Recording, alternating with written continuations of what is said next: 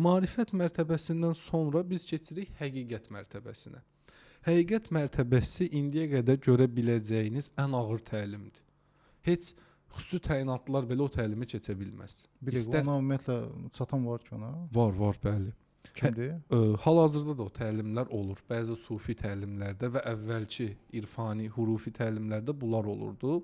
Yəni bir dəqiqə, ona çatan adam tam başqa levela keçirir. Ona Ayrı çatan bir adam leveldadır da. yox, həm də ki Vibe. dünya belə deyim də, bəziləri belə deyim də artıq yaşamaq da istəmirlər. Yəni başqa cürə yanaşırlar həyata. Bəli. Yəni o səviyyəyə düşən adam barmaqla sayılacaq qədər Çox azdır. Yəni marifətdə 8 milyardda 80 nəfər idisə, burada 8 milyardda 8 nəfərə düşür də. Çox az. Heç o boyda da yoxdur. Hətta o qədər də azdır. Ha. Hətta müqəddəs İslam dinində belə bir deyim var. Deyir 313 nəfər gəlsə sistem tamamlanır. Həqiqətən Allaha inanan, həqiqəti bilən. Hələ ki yoxdur ki, tamamlanmayıb. Həqiqət mərhələsi çox ağırdır, yenə dediyim kimi. Burada zaten insan iradəsi, egosu, şuuru, istəkləri, nəfsi ilə sınanır. Həqiqət mərhələsinin əsas məğzi həqiqəti tapmaqdır. Yəni yer kürəsindəki həqiqət nədir? Mən kiməm? Niyə varam? Niyə yaradıldım? Bütün bu sualları cavablayıb ələxüsus da yaradanı tapmaqdır. Burada indi ilk sual budur. O qədər böyük bir mövcudiyyət axtarırsan ki, bəzən onu tapanda da tapdığını inanmırsan ki, mən bunu tapmışam. Zehnində inanmırsan ki, mən Allahı tapdım. Açıq mən sizə deyim ki, hər adam ümumiyyətlə açıq deyil o məlumatlar.